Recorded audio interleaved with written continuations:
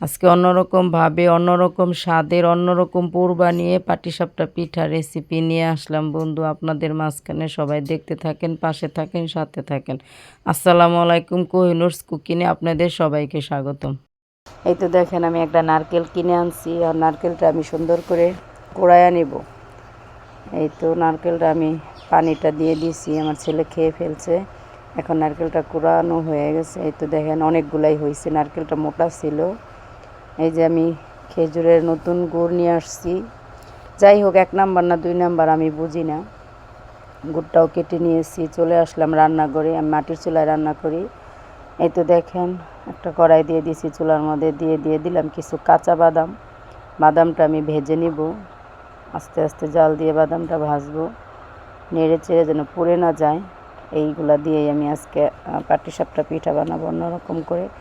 বাদামগুলা ভাজা হয়ে গেছে, একটা পাত্রে নামিয়ে দিয়ে দিলাম কিছু সাদা তিল। তিলগুলাও আমি দিব, সেই জন্য তিলগুলো আমি একটু তেলে দিচ্ছি। শুকনো খোলায় ভাজা দিলে একটু গ্রান আসে, কাঁচা তিলটা আমি দিব না।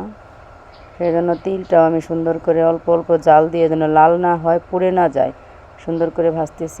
এই যে শুকনা চালের গুঁড়া, আমি 1 কাপ শুকনা চালের গুঁড়া কুসুম গরম পানি দিয়ে আমি ভিজিয়ে অফ ক্যামেরায় রেখে দিয়েছিলাম 15-20 মিনিটের মতন। এখন এটা একটু ফেটে নিলাম, নিয়ে দিয়ে দিলাম একটু আটা।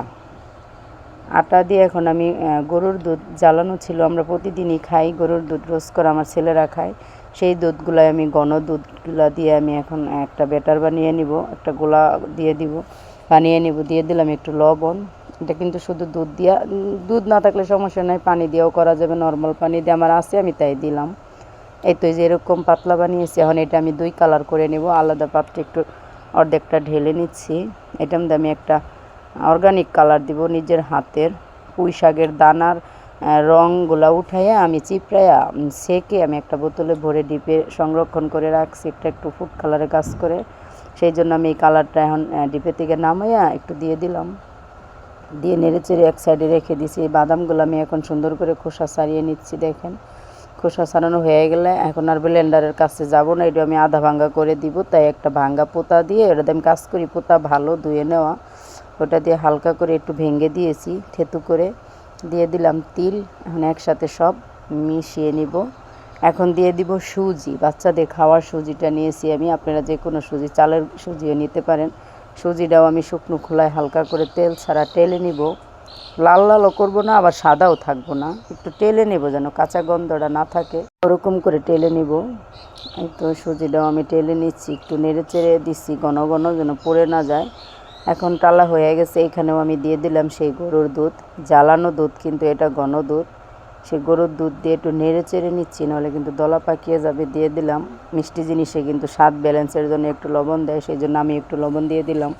এটা অনেকে স্কিপ করতে পারেন, সমস্যা নয়, আমার ভালো লাগে মিষ্টি জিনিস একটু লবণ দিলে, সেই জন্য আমি যে কোনো মিষ্টি খাবার আইটেমে হালকা করে লবণ দিয়ে দিই। লবণটা দিলে মিষ্টিটা আমার মনে হয় বেশি লাগে।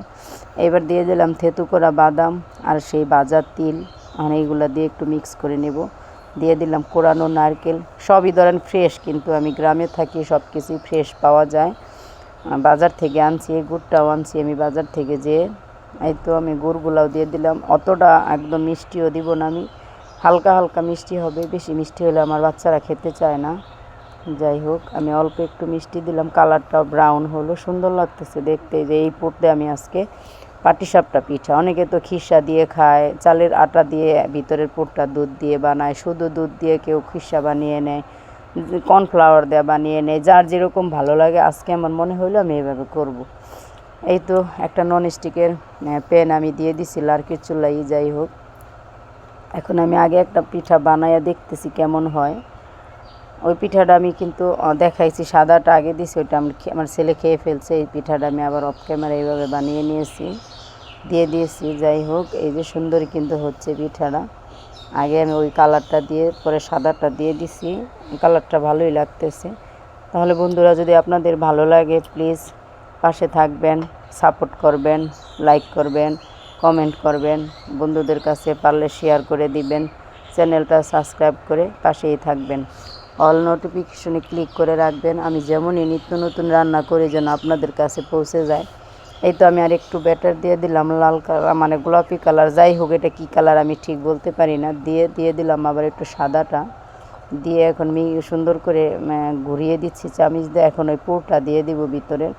এইটা খাইতে খুবই মজা লাগে, একটু বাদাম পড়ে, দাঁতের নিচে তিল পড়ে, নারকেল পড়ে, খুবই ভালো লাগে, অন্যরকম একটা স্বাদ হয়। যদি ভালো লাগে কারো খেতে পারেন বানিয়ে, যাই হোক আমার মন চাইছে তাই আমি এভাবে খেয়ে দেখলাম, আসলেই ভালো লাগে খাইতে ভিতরের অংশটা। এই তো একটা পিঠা হয়ে গেল, এইভাবে আমার পিঠা বানানো প্রায় শেষের দিকে। তাহলে এই তো দেখেন এরকম করে আমি বানিয়ে নিয়েছি সবগুলো পিঠে। তাহলে সবাই ভালো থাকেন, সুস্থ থাকেন, প্লিজ সাবস্ক্রাইব করবেন। আসসালামু আলাইকুম, আল্লাহ হাফেজ।